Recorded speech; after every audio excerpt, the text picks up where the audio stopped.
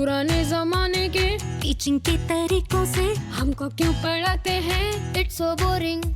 अब वेदांतु देगा प्रॉब्लम से छुटकारा। Hi kids. समझ आएगा तो मजा आएगा, मजा आएगा तो समझ आएगा। Best teachers पढ़ाए तो simple लगे everything. Leaderboards and quizzes से Amazing. learning हो जाए happening। समझ आएगा तो मजा आएगा, मजा आएगा तो Vedantu. Learn live online. To attend a free live class, download the app now. Hello my dear students, this is Sundar Rabindranath here. Welcome to yet another session of Know Your Date series.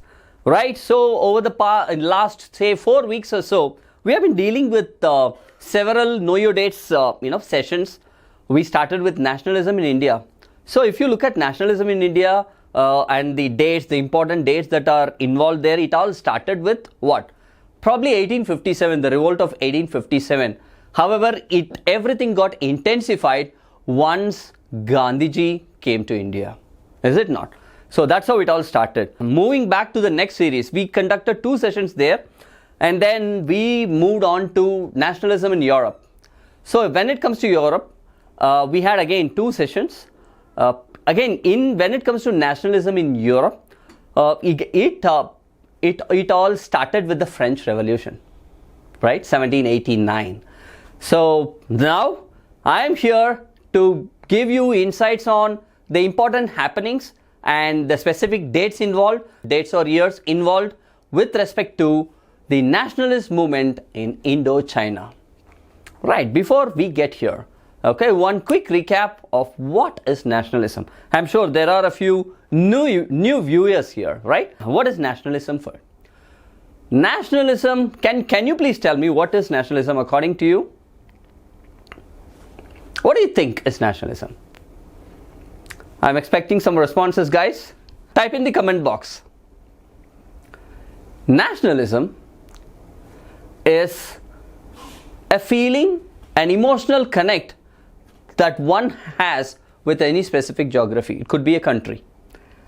The attachment saying that this is our country, this is our geography. Alright, a sense of loyalty and attachment for a geography. That is what we call nationalism, and generally it happens for a larger area and it happens for a country.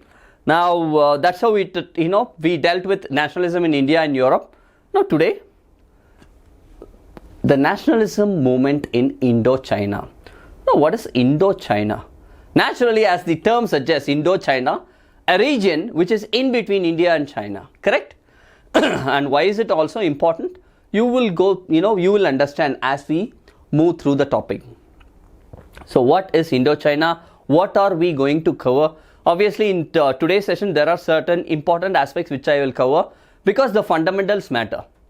When it comes to nationalist movements, okay, the happenings, once the movement starts, the happenings take second precedence.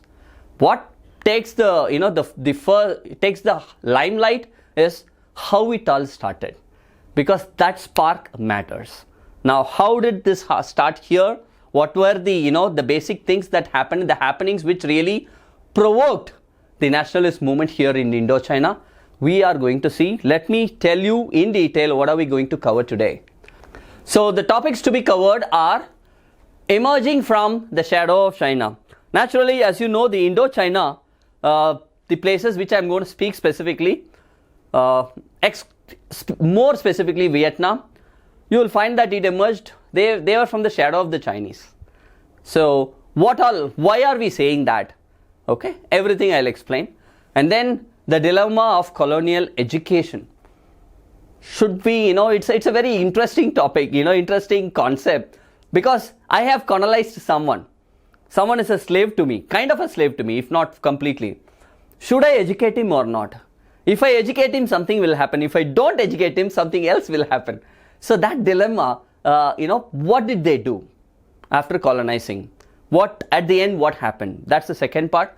Hygiene, disease and everyday resistance. These are things that will happen when you follow that end slavery, right? The slavery part. So you will find that you will not take care of people. The hygiene part takes a toll. Plagues come in. and obviously people are going to revolt and resist. So let's see about that. Religion and anti-colonialism. So what is the religion that needs to be followed? And obviously that anti-colonialism will kick in when people feel that my God, my rights are getting deprived. And then communist movement and the Vietnamese nationalism, right? So you will find that, something interesting when America comes in, because they didn't want communism to develop throughout the world. So we will also deal about that. And the nation and its heroes. Naturally, when it comes to nationalist movement, who were those, gems, those souls who really fought for their country, okay? And when did it all end? So these are things that I will be covering, probably in 2 parts. Let's see, because I don't want to hurry up and spoil the gist of it, okay? Right. So let's get into it. What is Indo-China? What is specifically? As I said, it is a territory between India and China. Specifically, Indo-China comprises 3 places: Laos, Cambodia, and Vietnam. And you will find that the majority of this movement, the highlight will be totally on Vietnam. Okay, so it is a small peninsula in Southeast Asia comprising Laos, Cambodia, and Vietnam. Clear? Awesome. Okay, Vietnam and China. As I said, Vietnam was under the shadow of the Chinese Empire. By that, they followed their religion. Many of the Vietnamese followed their religion. Confucianism was there. You will also find that, they followed the Chinese system of governance, the culture, everything, was followed by the Vietnamese. That is the reason we are saying that Vietnam was under the shadow of the Chinese Empire. Okay, Chinese language, of course. Okay, so Vietnamese spoke Chinese language. So these are reasons why we say that Vietnam, okay, and China go hand in hand, right? So it is the culture, the religion, right, and system of governance also. Okay, so now how it all started. Who came and colonized Vietnam? Any idea who came, guys? Who colonized Vietnam? Vietnam was which country's colony? Vietnam was a French colony, is it not? So the French troops landed in Vietnam in 1858. 1858, something you got to remember. It all started there. Okay, and why do they want Vietnam? Why were they looking at? Because Vietnam was so good in agriculture. It was so good, the resources were plenty, and it had the most amazing route, all right, for trade. Are you guys clear? Awesome. So once they started colonizing, okay, they defeated China, they started colonizing Vietnam, and you find that probably by, in the next 20 years, almost half of Vietnam was totally in the grip of France. Okay, so France colonized Tonkin and Annam in 1887, again 7 years from there. Okay, that was a turning point. The reason is they formed something called Indo-China. Okay, right. So France found that Vietnam is kind of a gold mine from multiple perspectives, from a resource perspective, from a trade perspective, right? From all perspectives they found, and they started really, holding their grip firmly on Vietnam. Now, when someone, is really dominating you, what happens to you? You start resisting, right? That's when you will start reflecting, what is happening to me? Someone is depriving me of my rights, and I just can't keep mum.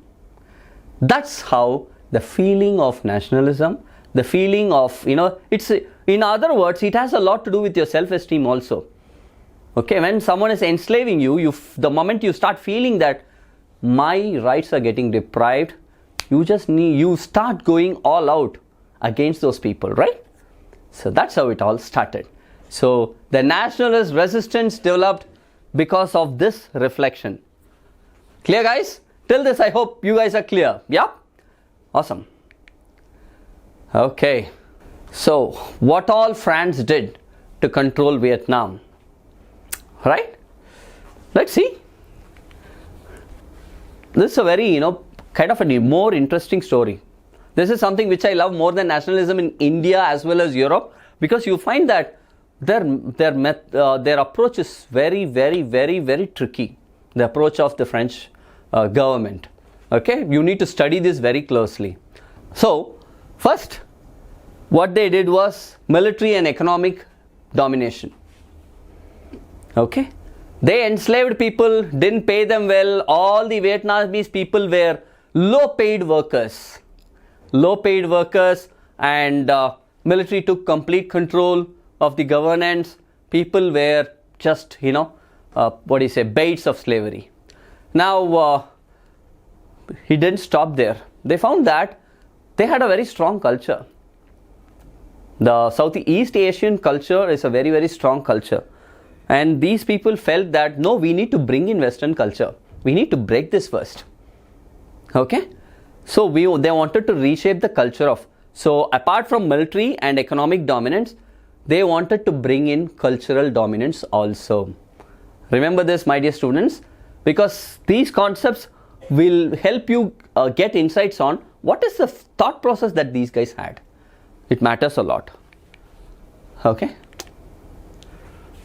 So Indo-China, I already gave you a gist, but let's see how it is. So why the French thought colonies are necessary? I think when I started, I gave you certain excerpts on why this is required. Why was, colonies in Vietnam required for France? Okay, number one, natural resources and other goods they wanted. Okay, they also thought that they had a feeling that European countries are far, far ahead when it comes to everything. It could be their culture, it could be the kind of civilization that they had. They felt so. Right or wrong, it's totally debatable. Because we have our own richness, right, in culture. But that is totally debatable. That was the thought process of these guys in France. They said that, no, it's our mission. The European countries are far ahead in civilization. We need to expand the civilization across Asia. Okay? And as I said, farming was, these guys in Vietnam are the best. Third largest producer of rice in the world, Vietnam. So they said, we need this we need this practices. Okay? And they built the Mekong Delta to promote that cultivation. Okay? Right, guys? So now, rice production increased in Vietnam by 1931. Vietnam became the third largest exporter of rice. From just being the producer of rice, they became the third largest exporter of rice in the world in 1931. Remember, almost 40 to 50 years later. Okay? Remember this, 1931. 1931, Gandhi-Irwin Pact got signed. Apart from that, this you have to remember. Okay? Right. The area under rice cultivation. How much? 274,000 hectares. Okay? So, from that, it moved to 1.1 million. So, they started expanding all cultivable lands. Okay? Creation of the rail network was another milestone of the French colonization. Okay? They created Indo-China rail network. Okay? So, final link in Yunnan in China was completed in 1910. So, the final link for the rail network was completed in 1910. The years, all these things matter a lot for you. I want you to remember them really, carefully and remember them well. I have given you multiple techniques. I will just speak about them probably at the end. Just those 2-3 techniques which I gave you. I'll give you a recap and a summary of it so that for new people it also gets, helps. Right. Now, should colonies be developed? These questions are asked by whom? the French people. Okay, should we keep expanding these colonies? Okay, so this person, he is a great writer, Paul Menard. He is a great writer as well as a kind of a policy maker. He wrote something very, very interesting.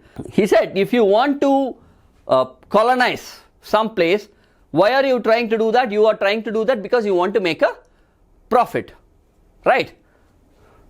So, if you need to make more profit, make these people live a much, much better lifestyle. Equip them economically better. Look at his thought process.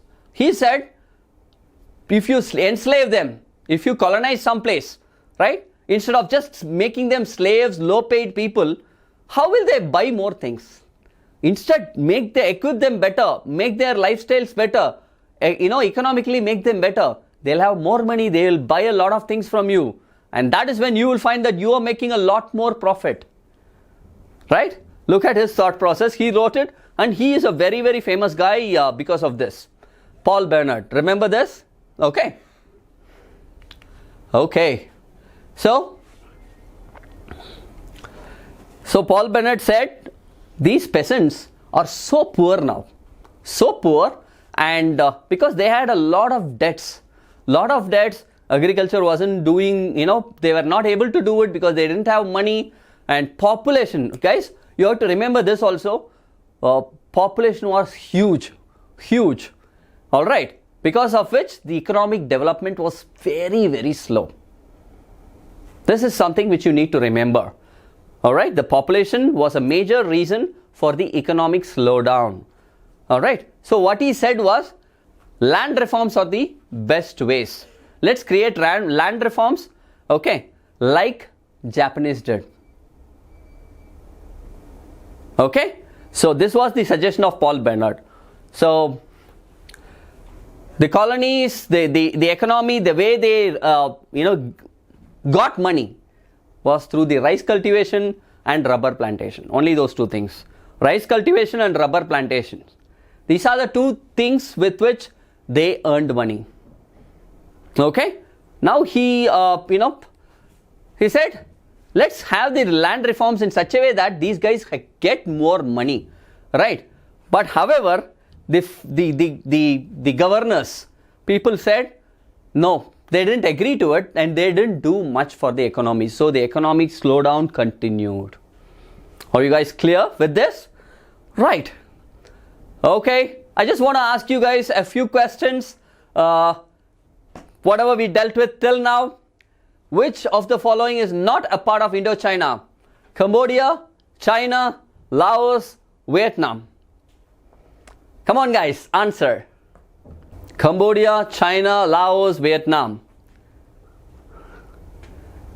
Yeah, the right answer, guys. Obviously you should know, right? China. Is it not? It is China. Because it is Indo-China Peninsula is something between India and China, which is Cambodia, Laos and Vietnam. Okay, next question. Let me see if you guys remember. When did Vietnam get independent? This is how I started. Vietnam got independence in 1887, 1945, 1873 or 1858. It is 1945. Is it not? Is that right, guys? Okay. 1945. Okay. Which country colonized Vietnam? I am sure you will never miss this. Which country colonized? England, Germany, French, Spaniards. It is the France, right? It is the French people, French government. Alright, that time they were everything, guys. When we went through nationalism in Europe also, you know how Napoleon invaded such a vast territory. Great, guys. So now, let me throw some help on dates. There are a few techniques for remembering dates. I think I already spoke about it. So one way to remember dates is memorize the positions of alphabets A to I, which is 1 to 9. Memorize the positions of alphabets. 1 is A, 2 is B, 3 is C, like that till I, which is 9. 1 to 9 you have to remember. Probably we should say 0 to 9. What is alphabet 0? For 0, please put O. for the sake of remembering. So once you memorize this, once you know the positions of alphabets 1 to 9 thoroughly, any date that you want to remember, say for example, let's go back let's speak about this.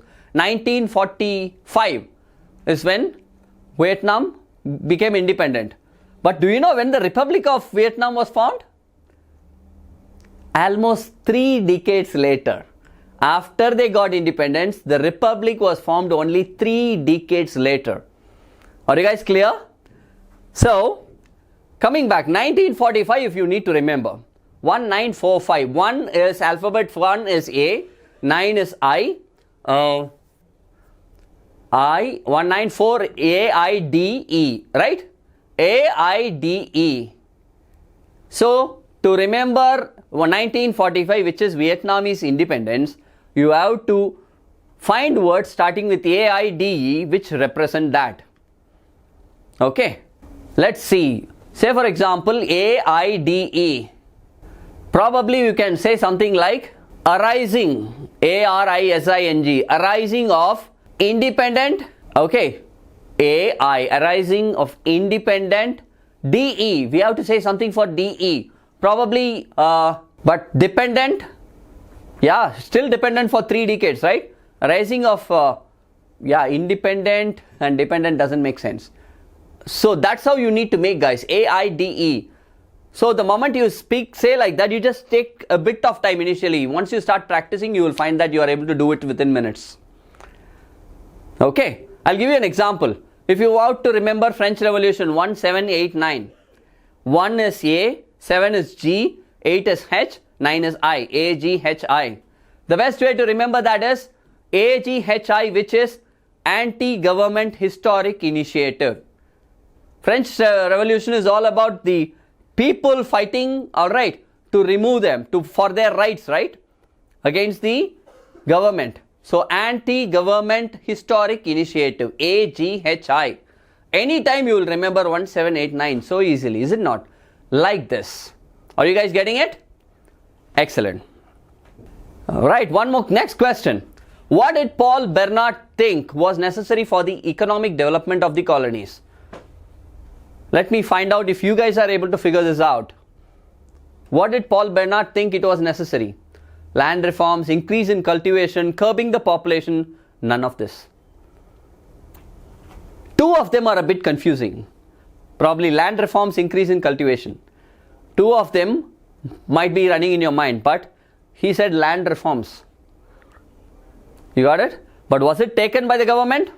Not really. Okay? So land reforms is the answer. Okay. So when it comes to the dilemma of colonial education, what is, I think I already gave a precursor to what is this. What is this dilemma? If I am enslaving someone, if I am dominating someone, I have colonized a region, should I really educate them or should I keep them under me all the time without literacy?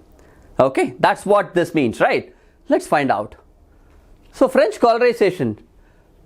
So, number 1, basically they didn't come for exploiting the economy. Is it not? They didn't come because Vietnam was such a very rich country. They had so much money. Not really. They didn't come for economic exploitation. They wanted resources and they wanted trade routes. These are 2 major reasons. Okay. And apart from that, they also felt, as I said, they felt that European countries are far ahead in civilization. These are 2 reasons. So they felt that we need to pass this civilization, expand it across the world. Okay. Now when these were the certain axioms behind the French colonization.